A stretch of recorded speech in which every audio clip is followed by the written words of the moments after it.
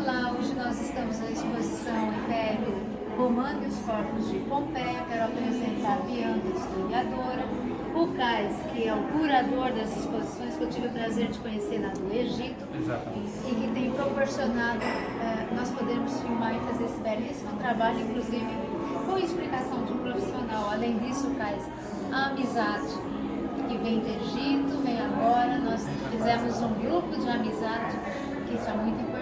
Claro, com certeza. A Bianca vai explicar a exposição. A exposição que nós temos aqui é focada totalmente no cotidiano em si, né? Não só no Império Romano e na cidade de Pompeia, mas nesse cotidiano da vida romana e também um pouco ali específico da cidade de Pompeia.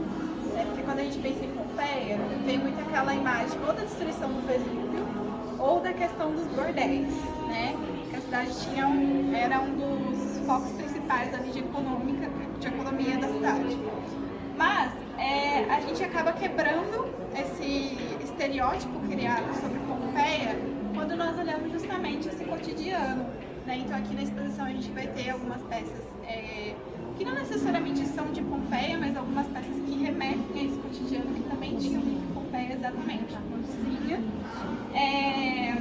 Nós temos a questão do lacrimatório, a questão até mesmo dos afrescos ali, né, que a gente colocou como cenário. Vamos lá? Sim. Então nós temos muito a questão dos afrescos. Por exemplo, Pompeia é uma cidade que, na arqueologia, na antiguidade, é a cidade que mais se preservou afrescos na história. Então, assim, ela é muito rica nesse cotidiano. Então, nós vamos encontrar muitas cerâmicas, e a cerâmica para a arqueologia, ela diz muita coisa. A coluna romana, As colunas, que é o marco sim, da história, sim, o exatamente. fórum romano. A questão da arte em si, né? Isso. Então, nós vemos muito em Pompeia. Aqui a gente tem também, provavelmente em Roma, no geral, a gente encontrava muito, que são os artefatos em vidro.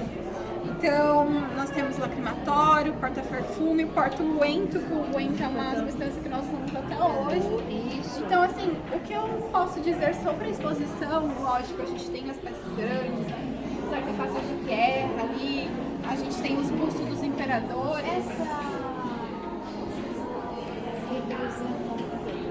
Essa é a forma de Pompeia, uma criança. uma criança. Sim. E assim, a exposição, apesar de ter esses artefatos grandes, os corpos, ela também traz essa importância para o cotidiano. Porque o cotidiano, ele diz muito pra gente entender como que aquelas pessoas viviam, como que era a vida daquelas pessoas, por que elas tinham aqueles costumes. Então, assim, a exposição ela foca nisso e um pouco, claro, na história de alguns imperadores, os corpos de Pompeia. Você explica os imperadores, tá ali. Sim, aqui nós temos, eu vou dar uma geral assim para vocês. Sim, Augusto. Aqui nós temos o Augusto. O Augusto foi o primeiro imperador de Roma. Ele é um dos mais importantes assim, porque ele dá início ao que nós denominamos Império Romano. Para eles não existia essa divisão como nós temos hoje, tá? Então para eles ainda era uma república. Só que o Augusto, ele passa a adquirir muitos títulos para ele mesmo. Então ele faz com que essa república ela fique dependente dele. Por isso que nós falamos império, além, lógico, da expansão territorial que Roma teve. Então com Augusto a gente tem essa questão do imperador ser considerado uma pessoa divina, ser ligado aos deuses, esse tipo de coroa também.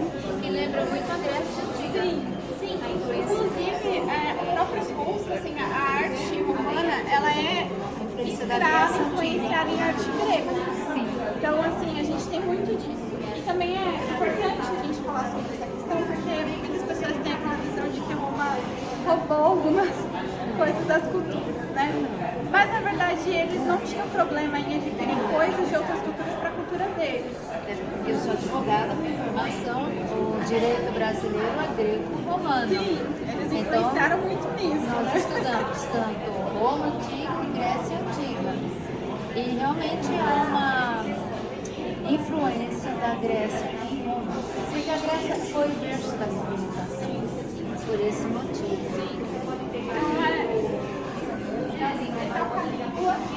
O Calígula, ele é bem polêmico, né? A gente tem aquela visão do Calígula ser péssimo, né? Ter sido uma pessoa assim, extremamente horrenda, mas uma curiosidade era que o Calígula era bem visto pelo povo, tá? As pessoas do povo costumavam gostar do Calígula. Então, para nós historiadores, a gente quando vai analisar uma fonte histórica, a gente percebe que quando vamos falar sobre os imperadores romanos, tem muito exagero sobre a figura do imperador, assim. Só que os próprios romanos falavam mal deles mesmos. Então, assim, só que a gente vê que tem um exagero sobre colocar essa figura de mal, assim, sobre o imperador. Exatamente. Então a gente vê que existe um exagero, que não é tudo que a história diz, entendeu? Não é tudo que isso que as pessoas costumam dizer.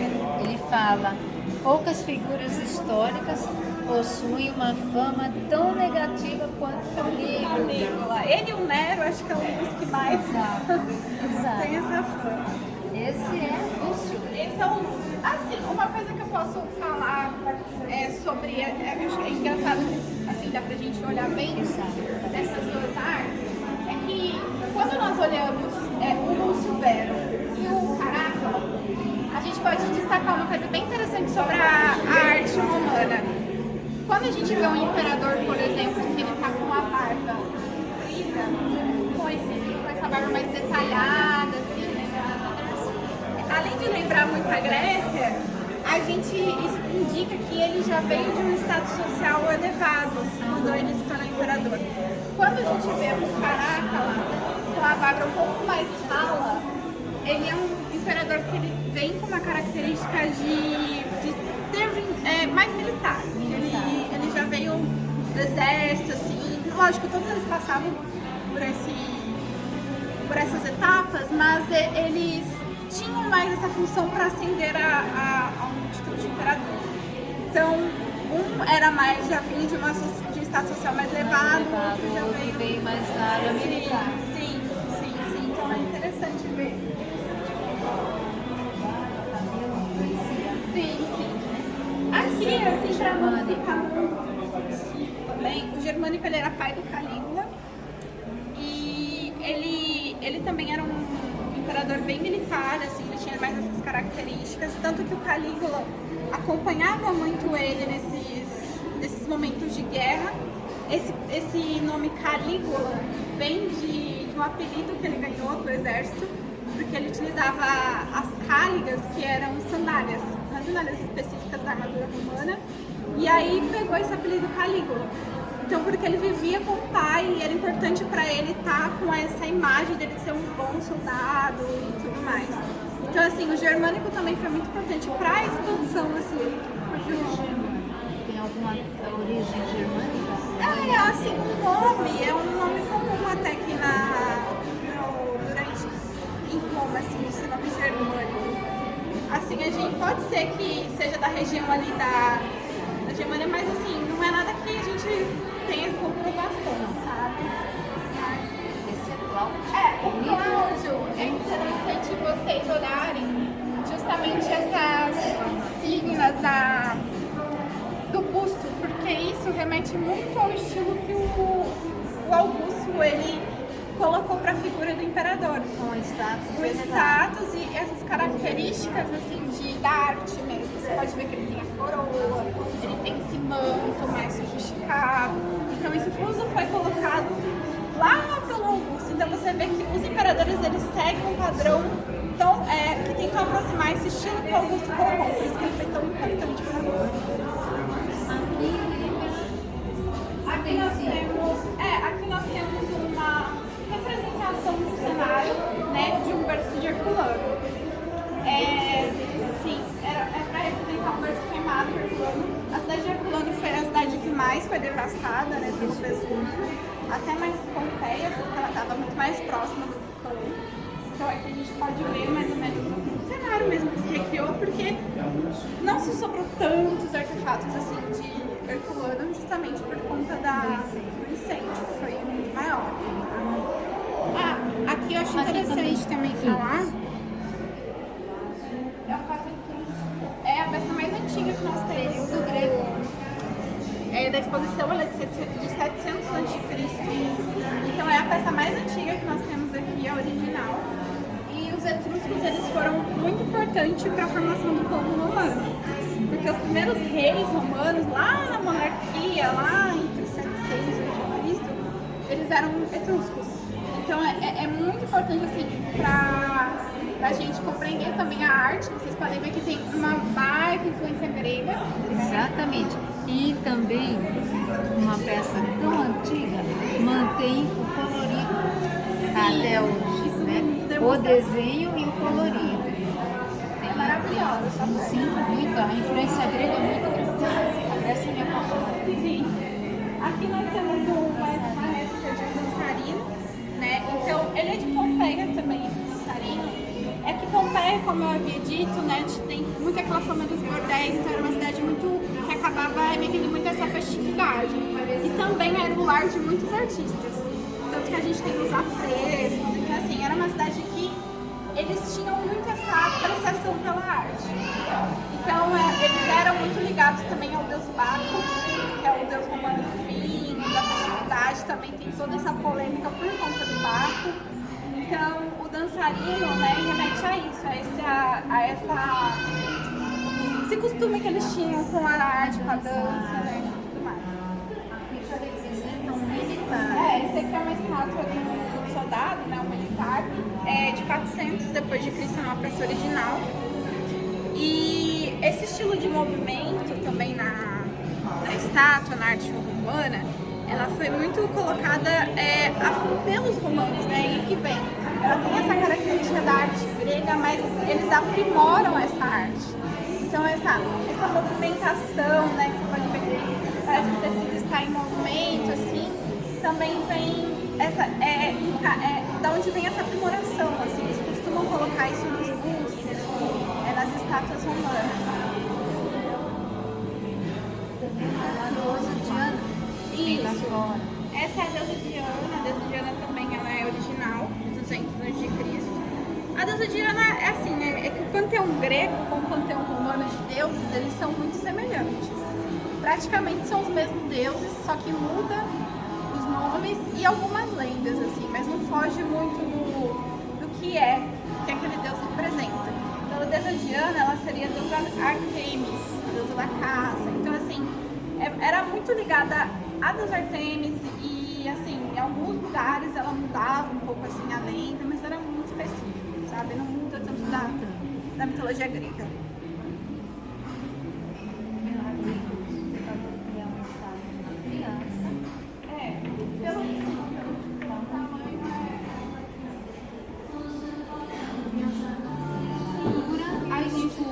Sim, aqui nós temos o escudo, a armadura. Lá fora nós temos a utilização desse capacete, sim.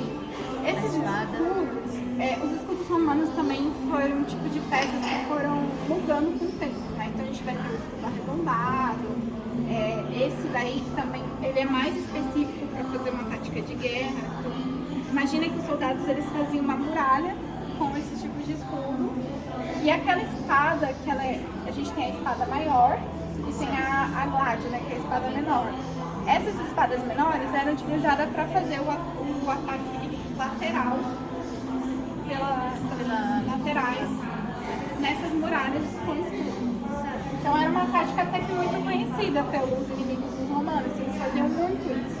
As espadas maiores eram geralmente utilizadas pela cavalaria. Então, como, né, pelo tamanho, era mais fácil eles atacarem em cima do cavalo, né, com as espadas maiores. Já que é uma armadura. Isso. Essa armadura, também vocês podem ver que tem muita referência da armadura grega. Geralmente, as armaduras com esse tipo que demonstra muito o abdômen, essas partes mais fortes, geralmente eram utilizadas por membros da alta patente do exército. Para demonstrar justamente, simbolizar o fato deles serem fortes, deles serem uma autoridade maior. Só que, assim, como eu falei, assim como o escudo, as armaduras romanas, elas também variavam. Assim, até o Império... A armadura tem influência grega? Sim. A maioria das armaduras tinha, assim. É porque elas eram semelhantes, tinha uma diferença ou outra, sabe? Então, se você pegar uma armadura grega e uma armadura romana, você vai ver essa semelhança. Aqui já é a representação da cidade aqui é uma parte, né, o fauno que a gente fala, o fauno também ele é uma criatura mitológica e ele simboliza também essa ligação com o deus Baco, com essa parte artística da cidade de Pompeia. Isso aqui simboliza uma fonte mesmo, um aqueduto que existia dentro de uma casa assim, enorme.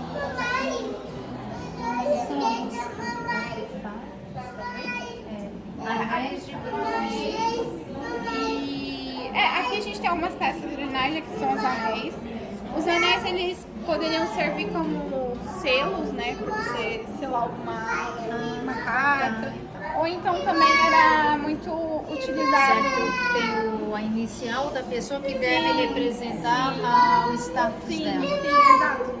Era tanto para selar carta quanto para também status social. O Né? status. Se a pessoa tinha um anel, um determinado anel, você saberia mais ou menos Qual o status qual o status dela? ela tinha. Isso.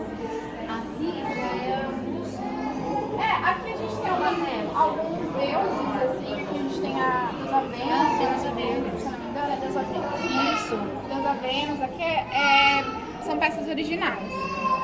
Simbolizando também alguns deuses, alguns artefatos que muitas vezes também era utilizado para, não só como amuleto, mas também para enfeite mesmo dentro das casas, né?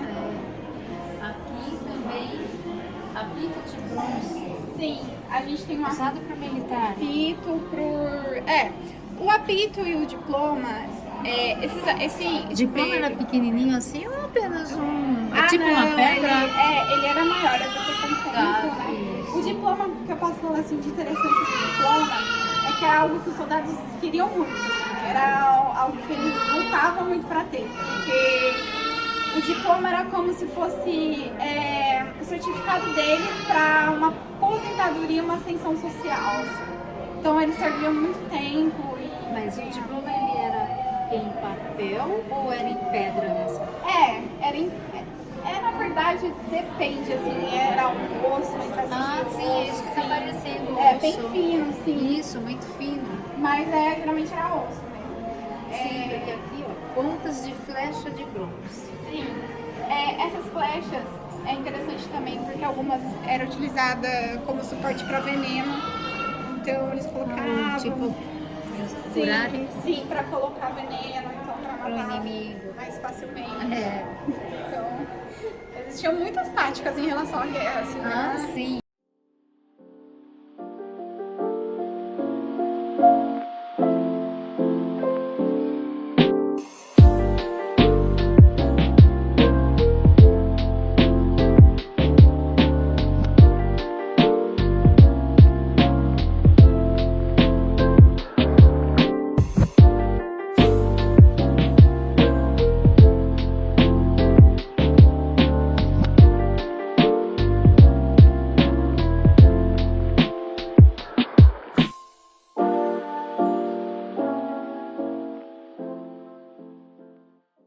Nós vamos continuar com a Leda, historiadora, que eu já tive a oportunidade de conhecê-la na exposição do Egito Antigo.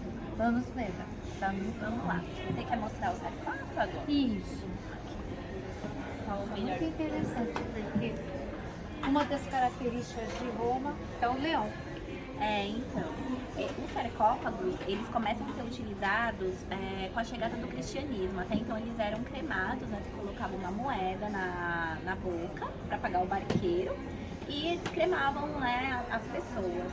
Quando chega o cristianismo, eles têm o hábito de criar sarcófagos, né, que são caixões. E aí eles começam a enterrar os seus entes queridos. Certo. Aqui são A representação dos corpos. dos corpos. Isso. Você quer que eu fale aqui? O que você achar importante. Importante. A gente tem aqui, que é bem curioso, o cão, que é essa réplica, que a gente pode observar que ele tem uma coleira. Ele era um cão de guarda, e aonde ele foi encontrado, estava escrito em latim, né? Cuidado com o cão. que é uma referência do que a gente usa Do com hoje. E os romanos, eles tinham o hábito de escreverem nas paredes mesmo, como protesto, como recados, cartas de amor, inclusive também propagandas. Então, em Pompeia também foi se achado um lugar onde as pessoas lavavam as roupas. Tinha, então, assim, propaganda do serviço, propaganda dos restaurantes também que tinha. Inclusive, em Pompeia, foi achado um cântaro, um vaso bem grande, onde se colocava uma mistura de peixe, sal e tomate. E diz que era saboroso, né? E ficava fermentando, era um jeito também de conservar a comida. Então, muitas coisas que a gente tem hoje aqui, na atualidade, também eles já usavam, como as propagandas, como a conservação dos alimentos, né? Os restaurantes deles também, né? Eles davam uns grãos e tudo mais. Essa estátua sentada representa o quê? Então, representa o sofrimento. A gente não sabe quando a onda de calor ela atinge, a pessoa ela desmaia. Sim. Então, do jeito que eles estavam, eles ficaram, né? É bem assim, essa estátua é bem icônica, essa imagem dessa pessoa, porque a gente não sabe se ela tá rezando, se ela tá se lamentando, né? Mas a gente vê que ela tá sofrendo. Então, né, talvez ali um momento de desespero ela se encolhe, né? E a gente não pode imaginar assim que o dia geralmente tá fazendo uma oração, né? Porque não teve muito o que fazer quando a onda de calor ela atinge. Ah, sim. Aqui são os corpos. Isso. E a cozinha. Isso. Muito interessante. É bem interessante esse cenário da cozinha aqui. Que lembra muito fogão a lenha do século XX, XXI. E é chamada de fritadeira. Se colocava ali ali dentro, né, madeira para aquecer, e em cima se fazia comida também. Então eles já tinham uma tecnologia para poder esquentar, para poder fritar os alimentos ali. E também é interessante falar que em Pompeia foi também encontrado restos de alimentos. A gente sabe o que eles comiam porque com as cinzas, né, e acabou tampando a cidade e conservando, então foi encontrado restos de alimentos. Conservou também até o esgoto da cidade, onde se puderam observar o que eles estavam comendo, qual que era a estação da época, né? Porque alguns têm essa coisa, aconteceu mesmo em agosto ou aconteceu mais pro final do ano. Então alguns quem é aprofundado, né, alguns teóricos têm essa coisa da época do ano. Uns acreditam que não foi em agosto, foi mais pro final do ano o desastre. E aqui eu vi que é o cavalo. Herculano. Isso. Herculano foi a cidade que ela foi primeira a ser atingida, então foi muito mais rápido do que Pompeia. E aí sobrou também os animais, né? O que tinha lá acabou indo junto, inclusive eles. Infelizmente eles também não conseguiram se salvar.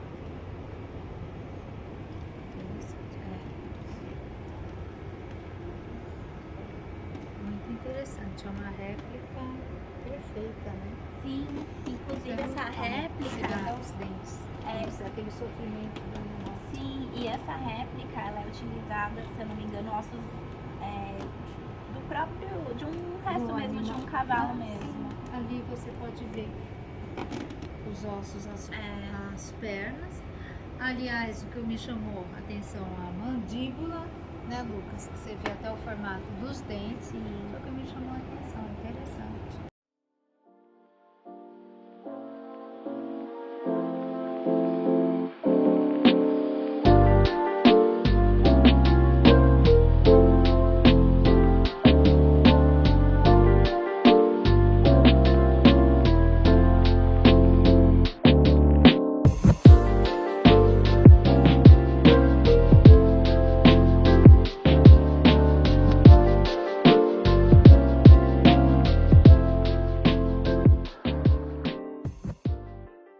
Gostaram do tema de hoje? A exposição Império Romano e os Corpos de Pompeia, uma exposição bonita que eu tive a oportunidade de rever a Leda e conhecer a Bianca, o Caio que eu já conhecia.